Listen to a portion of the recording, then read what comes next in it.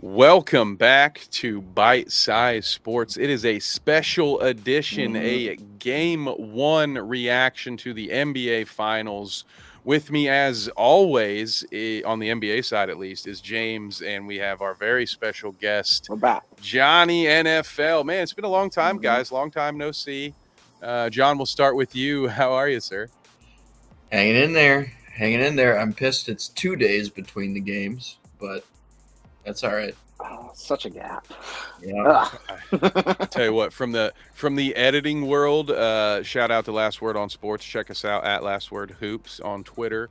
I love having the day in between because it gives me time to get recap articles and prediction articles. It gives the guys some time. The wonderful guys and gals. You can sleep a little bit. Yeah. A little less crunch. It's not no crunch, but it's less. Yeah. So we're right there. It's the home stretch, the final push, and then we'll all get to sigh for a few weeks until the NBA draft kicks in. But James, you've got to be feeling good. But I'll go ahead and ask you anyway to be a polite host. How are you feeling? I feel great. It looked. I mean, the Nuggets looked well rested and ready to go last night. I mean, to put it very bluntly. Yeah. They did. They were from the jump. Aaron Gordon from the jump. Who would have thought that one?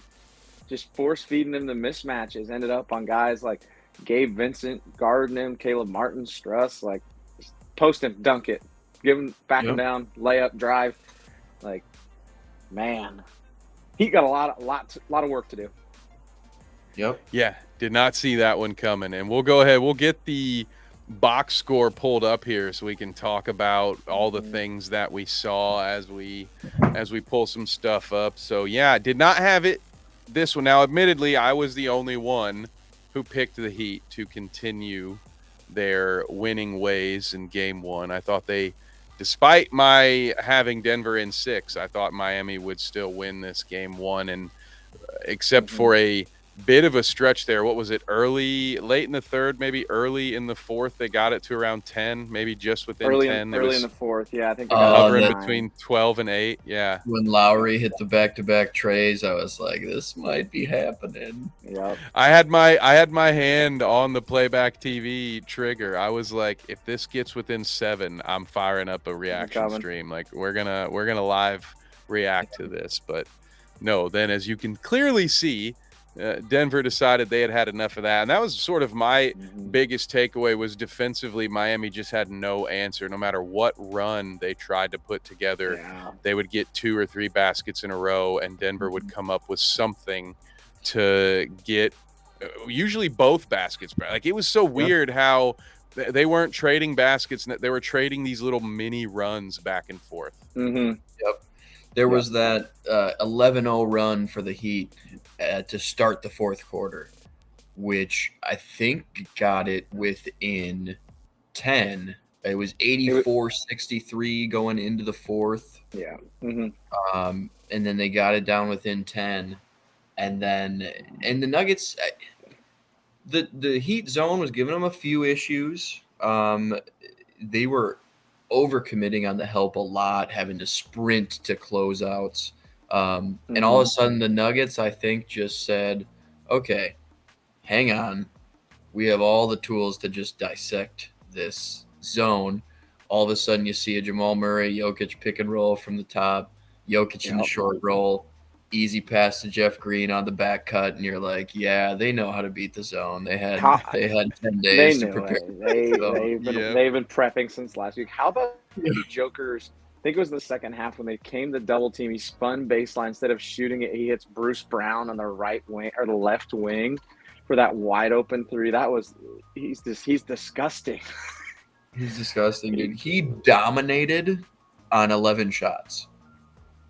8 of 12. 8 of 12 from the field. Or was it 12? 7. Yeah, 8 of 12 from the field. 27 points, 14 assists, 10 rebounds. 10 for 12 from the line. He was unbelievable. Jamal Murray was great. I've already Yeah, mentioned Aaron talk about Gordon. unguardable. Yeah, which Murray we had talked those about. dimes all in the first half too. Yep. Yeah. And that was our biggest concern, I think, going assists. into it. Yep. How are they gonna stop? It's not just who's gonna stop Jokic, who's gonna stop Murray? Yeah. And the answer was nobody. From 1 through 5, the Nuggets' size, I think, gave the Heat a lot of issues. Porter, that was the thing I was noticed the on most. Martin a lot, and Martin Mhm. was in a funk. I think Porter's size was an issue. Aaron Gordon kept getting really favorable switches. Gabe Vincent can't really pressure Jamal Murray's shot. Yeah, I mean, it just seemed like I They seemed think really that outmatched. size is the biggest issue going forward for the Heat, and you can't fix it. Like, I thought the Heat, every time they drove the ball last night, looked tentative. And number one was Jimmy Butler looked extremely tentative, which is wild to me. Yep. But it seemed like every time that ball went inside, they were like, it was getting beat off the backboard. Michael Porter Jr. had 2 blocks where he was affecting shots, or guys like Jimmy was dribbling around doing the old Chris Paul thing instead of going to the rim. Like, He was, yeah. Caleb Martin was awful, but I think that was Michael Porter Jr.'s doing. Max Struss had an awful game. Like, I don't even know how to categorize his game. He was 0 for 10, 0 for 9 from 3. I know Martin he and had some good looks too. Like, 1 for 17. It's 1 for 17. It's head scratching. One of my best friends is a Heat fan but couldn't watch last night, and he texted me. He's like, "We only had 2 free throws," and I responded. I was like, "It's gonna sound wild." I was like, "They didn't deserve any more than 2. Like, they never seemed to be attacking. They didn't attack the Joker. They didn't attack anybody. It seemed like they were scared." Yeah.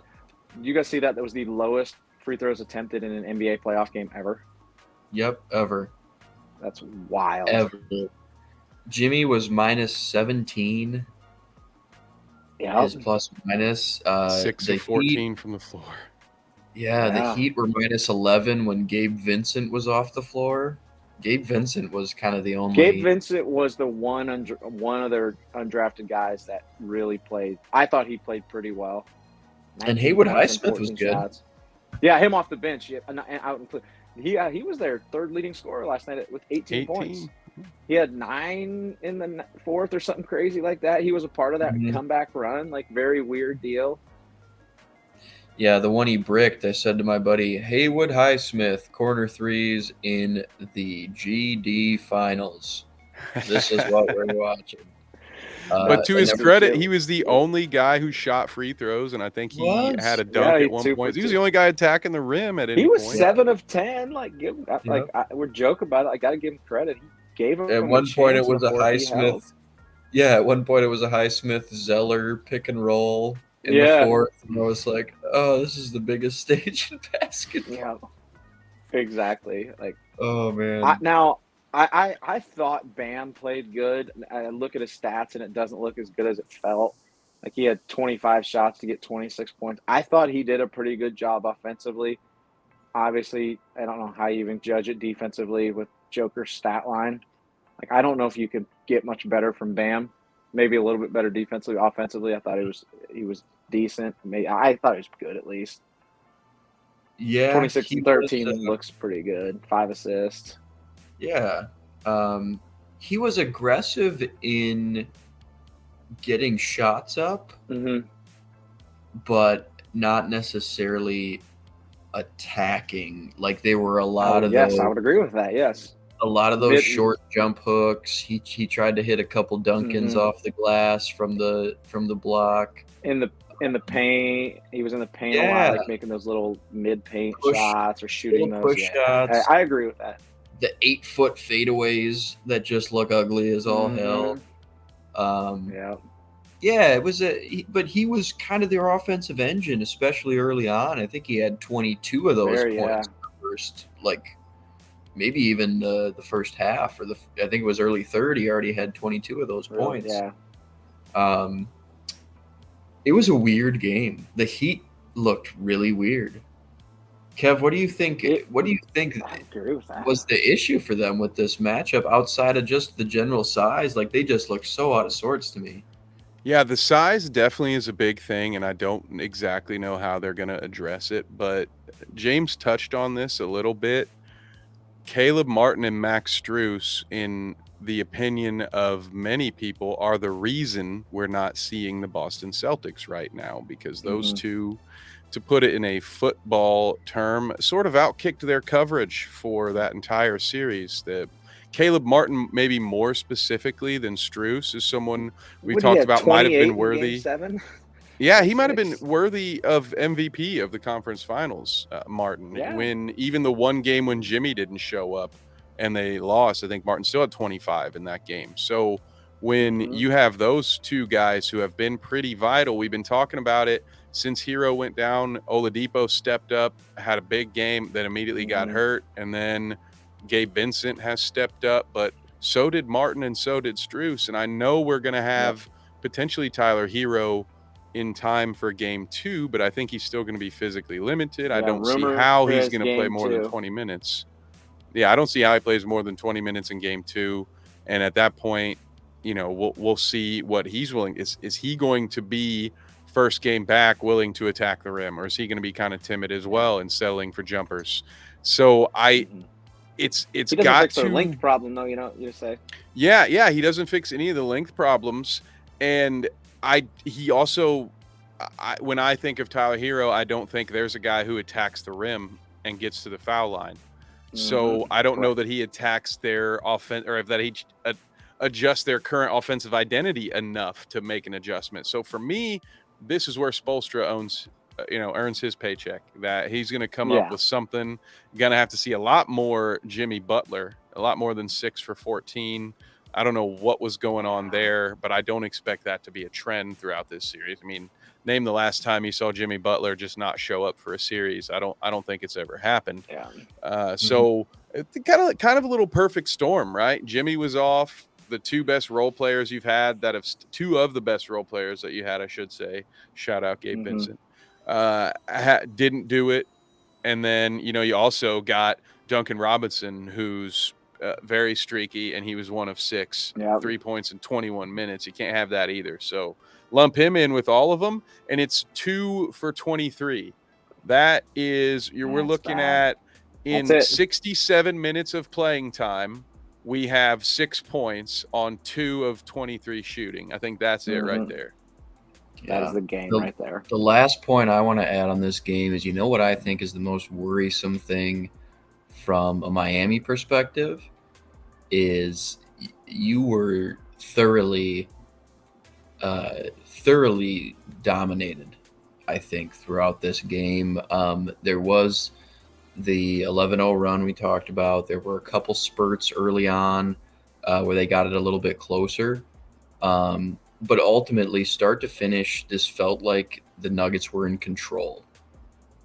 And then you look at the box score at the end of the game, they won handily by double digits, and they shot 8 for 27 from 3 and still looked that good. Yep. Like that's troublesome, because they have Michael Porter Jr. was missing open looks left and right. He was missing wide open threes. They were getting such good looks. It should have been a $120, a $125 on the board for Denver, and they still won pretty handily with pretty poor shooting nights from some of their better shooters. Which, if you think that's going to regress to the mean or progress to the mean, I guess in this instance, that spells trouble for Miami, because it was difficult enough handling them on a fundamental level. So, I mean, if the shots start falling, it could get really ugly. Yeah, and you got Caldwell Pope in that mix, who only had 7 points in his 38 minutes. Yeah, imagine, he starts to hit his shots. Michael Porter Jr. starts to hit his shots. Could, as you said, could get a lot worse, honestly, because I just don't know how they're going to match up. Yeah. We talked about the matchup Jamal was issues. only 2 for 7 from 3. Like even him, was elite. Like, yeah. Jokic missed a couple ones you never see him miss. Like, yeah. It could have been much, much worse. Yeah. Yeah, Murray's shot chart not looking great. Yeah. Oh God, you know the one I really don't want to look at though. Michael Porter Jr. I mean, it looked like every time Michael Porter Jr. was shooting the ball, he was wide open from three. He was. To his credit, man, like he had 13 rebounds. He had a ton of rebounds, 2 blocks. Like, as a guy that came into the league outside the injuries, known as a scorer, and that was all he did. Like, he's done a lot to change his game. And he's so big. He's like sneaky big. You're like, he's a full huge, 6'11" out there. Yeah, they say 6'10". I bet he's 6'11". He's huge. Caleb Martin, he just engulfed Caleb Martin, you know. Yep. He beat Caleb Martin's shot off the backboard so hard. Like, I thought it's one of those ones where he hits it and you're like, oh, that backboard's shattered. Yeah. Yeah. No, that was a Dwight Howard smack. Yeah. That was nice. Yeah, that one reminded me of Boogie Cousins in the Olympics or in FIBA back when he was just before the ACL, when he was just sending them out volleyball style into the he's blocking shots into the upper deck like he was in the home run derby. Mm-hmm. Oh my goodness. Well, I think we've covered about all of it. I know we wanted to keep this one pretty short for you folks at home, so I will leave us with this as I hand it each to you to do your to say where you can be found. I just want to throw out there, if your prediction has changed at all, go ahead, let me know. I don't think I expect either of you to have changed anything, but if you have any final thoughts on the rest of the series, go ahead and hit us with those as you let the folks know where they can find you. John, we'll start with you. Yeah, well, I'm currently batting 1,000. I had Nuggets winning game 1. I think they take game 2 as well. And then, you know, when you get back to Miami, I think that's when you figure out if it's going to be a series or not, is whether or not the Heat take game 3 on their home floor, because then it could start to go back and forth. Yeah, that old adage rings true, right? That series doesn't start till the home team loses. Yep, that's correct. That's correct. So, you know, but I have Nuggets in 6 right now, and that's not going to change for me. But you can find me talking NFL on Tuesdays on Necessary Roughness right here on the Bite Size Sports Network, or talking Vikings on Minnesota Sports Talk, generally Thursdays at 7 or 8 Central. Potentially some other days, maybe some random slots on the Bite Size Network, filling in where I can. But those are the main stops. How about you, James? I predicted. I think I agreed with you in the prediction in 6. I think it's gonna be Nuggets in 5. I'm gonna cut a game out of it. I think they'll win both at home. Game 3, Miami next Wednesday. Maybe the Heat get. Maybe they don't. And then I think the Heat will get 1 at home, and then when they go back and play Game 5 in Denver, they're gonna crown the Nuggets their first championship in franchise history. Yeah, program history on their home court. Program, that's cool. Not right. That's not right. I was like, that's not. That right. would be cool. It always kind of sucks when they win, like when the Heat won the conference in Boston. Everybody's like all filed up, and they're holding up the trophy. 10 people in there. Yeah. Nobody's cheering. The places nobody's left. Yeah. So that's how I feel. You can catch me and Kev every Thursday 9 p.m. on the Bounce, talking basketball, talking these playoffs. And I've been on these Nugs since long ago, Kev. Long ago. It's been a long and winding road for this bandwagon. It was always the Nuggets for James, just like it was always the Owls. The Nuggets. Well, I am not going to change my opinion here either. I still have the Nuggets winning. I'm going to leave it in 6 for now. I still expect this. This is the same well-coached Miami Heat team that we've seen all throughout the playoffs. I do expect them. I mean, John, I think you mentioned this previously. This is the same team that was facing the biggest collapse in NBA history and then went into enemy territory and just dominated the Boston Celtics in Game 7. So I'm not ready to count them out just because they got waxed in a Game 1 situation. So give me the Nuggets in 6. And as James mentioned, you can catch me every Thursday at 9 p.m. Eastern right here on Bite Size Sports, hosting The Bounce, James and I would love to hang out with you. Let us know what you think in the comments below, and be on the lookout. We also have our late night bites program coming on. I will be doing a few of those episodes each week, and we'd actually like to start talking to those of you out there more often. So I'd like to get us going into the Twitter Spaces space. I'm thinking maybe Saturday or Sunday mornings, but we will update you on our Twitter. So make sure you're following us at Bite Size Sports, and maybe soon we'll be handing you a hot microphone to give us your spiciest bite size take. But until then, thank you so much for watching, and we will see you next time. Mm-hmm.